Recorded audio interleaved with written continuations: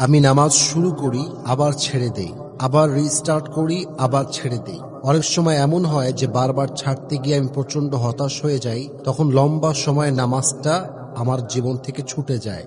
এটার সলিউশনটা কি হবে? That's a very important question. আমাদের মাঝে অনেকেই আমরা আছি যারা নামাজ পড়ি, ছাড়ি, আবার স্টার্ট করি, আবার ছাড়ি, আবার রিস্টার্ট করি, আবার ছেড়ে দেই। What is the ultimate solution of this problem? আমরা সমাধানটাকে আজকে ফাইন্ড আউট করার ট্রাই করছি ইনশাআল্লাহ। ফার্স্ট অফ অল আমি বলবো, দেখেন, যারা রিয়েল নামাজি, যারা আসলেই নামাজের সঙ্গে কানেক্টেড, তারা নামাজ ছাড়া অন্য কিছু আর বোঝে না। নামাজ না পড়লে তারা কোনো কাজও আসলে মনোযোগ খুঁজে পায় না, কোনো কাজে মন বসে না।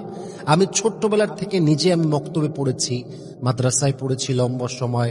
আমাদের যেহেতু মক্তব থেকেই নামাজ পড়া অভ্যাস, হুজুরা করিয়েছেন, আব্বা করিয়েছেন, পরিবার থেকে সবাই নামাজে ছিলেন। তো এখন এমন একটা অবস্থায় আমরা পৌঁছে গিয়েছি, আমরা নামাজ না পড়লে কোনো কাজে মনোযোগ দিতে পারি না। আমি আমারটা বলছি না বা শো অফ করছি না, আমি সব নামাজের কথা বলছি যারা কন্টিনিউয়াস নামাজটা পড়ে। আসলে যারা কন্টিনিউয়াস নামাজি হয়, ওরা নামাজ ছাড়া অন্য কোনো কাজে মনোযোগ দিতে পারে না। নামাজ বাদ হয়ে গেলে মনে হয় যে পুরো জীবনটাই এলোমেলো হয়ে যায়, অসম্পূর্ণ মনে হয়, অশান্তি মনে হয়, কেমন যেন ছটফট ছটফট লাগে। নামাজিটা আপনি যখন রিয়েলি হবেন, আসলে আপনি কমপ্লিটলি কানেক্টেড হবেন, তখন আপনার এই প্রবলেমটা বেসিক্যালি আসলে হওয়ার কথা নয়। কিন্তু যারা পড়ি আবার মিস হয় আবার পড়ি, মাঝে মাঝে এমন হয় যে লম্বা একটা গ্যাপ হয়ে যায়, তখন আমরা চাইলেও আর নামাজি হতে পারি না। এটার এই প্রবলেমের সলিউশন আসলে কি হওয়া দরকার? আমি বলতে চাই, দেখেন, আপনার মধ্যে সবচেয়ে বড় উইকনেসটা হচ্ছে আপনার নিয়তের মধ্যে উইকনেস আছে। নিয়ত যখন স্ট্রং হয়, যাই হয়ে যাক নামাজ আমি ছাড়বো না, আর যাই হয়ে যাক নামাজের সাথে আমার কোনো আপোষ নাই, নামাজের ওয়াক্ত আসবে, সাথে সাথে প্রথম কাজ আমি নামাজ আদায় করেই ছাড়বো ইনশাআল্লাহ। এটা আপনার নিয়তটা স্ট্রংলি হতে হবে। যতক্ষণ পর্যন্ত আপনার ইন্টেনশনটা স্ট্রংলি না হবে, আপনি এই উইকনেসটাকে ওভারকাম করতে পারবেন না। নিয়তটা স্ট্রং হতে পারে যে yes, I will perform the salah no matter what, যা হয়ে যাক না কেন নামাজ আমাকে পড়তেই হবে। দেখেন, আপনার নিয়ত যখন স্ট্রং হয়, তখন এই নিয়তটা আপনাকে ফোর্স করে যে you have to perform the সালাহ, you have to perform the সালাহ, you have to perform the Salah.